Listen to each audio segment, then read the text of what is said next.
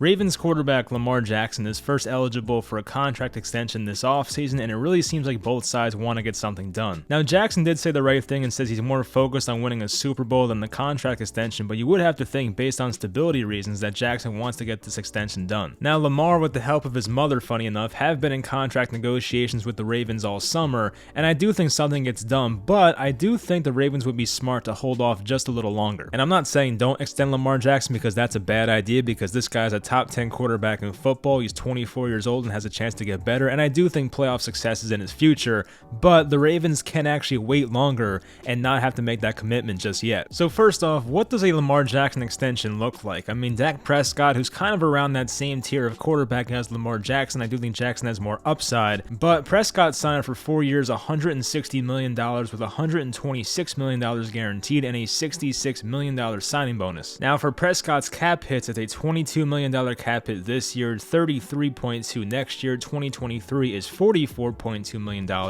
then in 2024 it's $47.2 million.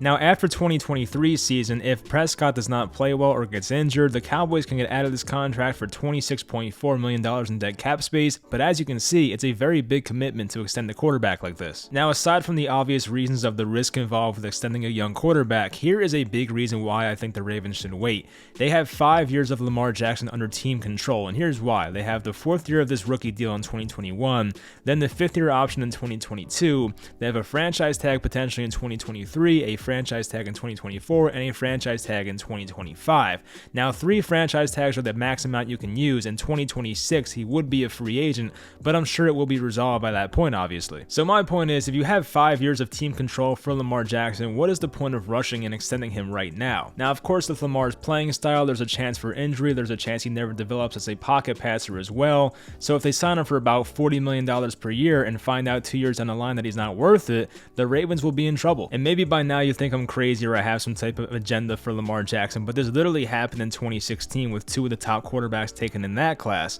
Of course, Jared Goff went first overall, then Carson Wentz went second overall to the Eagles. In Jared Goff's case, he was extended in September of 2019. He signed a 4-year, $134 million deal with $110 million in guarantees, and Jared Goff after that extension played okay, but definitely not good enough to make a Super Bowl run once again, and once the Rams realized that, they essentially had to include another first-round pick to trade him for Matthew Stafford. And in Carson Wentz's case, in June of 2019, Wentz signed a 4-year, $128 million deal with $107.9 million in guaranteed money. He was traded to the Colts this offseason, of course, and I feel like the Eagles got a decent haul for him, but there is $33.8 million in dead cap space for Carson Wentz, which means the Eagles cannot spend that money for a guy who's not even on their roster. So these extensions happened just 2 years ago, and we saw the negative effects of that, so I don't want that happening for the Ravens, of course. And the Ravens ultimately are a smart front office. I don't expect them to make this exact mistake, but you have to look at the Rams and Eagles situations and say, well, they extended Jared Goff and they had to give up a first-round pick just to get him off the roster, and in the Eagles case, they put themselves in a situation where they couldn't spend $34 million essentially this offseason to help improve their team because of the awful contract of Carson Wentz. And I know that Lamar Jackson's not on the same level of Jared Goff and Carson Wentz. I know Carson Wentz had that one great season, but Lamar Jackson is a better quarterback, so it's not completely equal, but it's still young quarterbacks getting big extensions, which is what Lamar Jackson's going through right now. And the same goes for other quarterbacks in that class. The Bills with Josh Allen, the Browns with Baker Mayfield.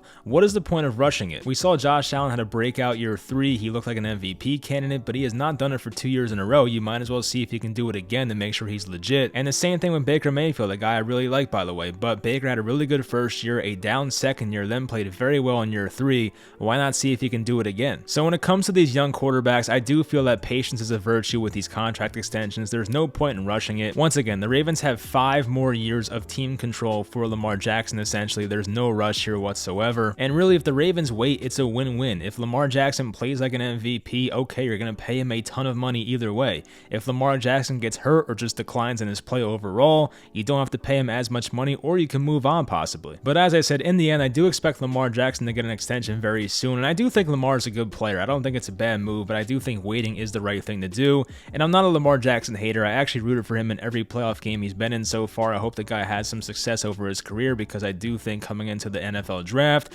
some people said he's a wide receiver. I thought that was unfair. So I do hope Lamar Jackson has success in this league. But that'll do it for this video. Hopefully you guys enjoy. Leave a like and subscribe if you did for more NFL content. And also let me know in the comments what kind of contract extension extension do you expect Lamar Jackson to get, and do you think the Ravens are wise to wait, or should they do it now? Let me know how you guys feel, and I'll talk to you guys next time.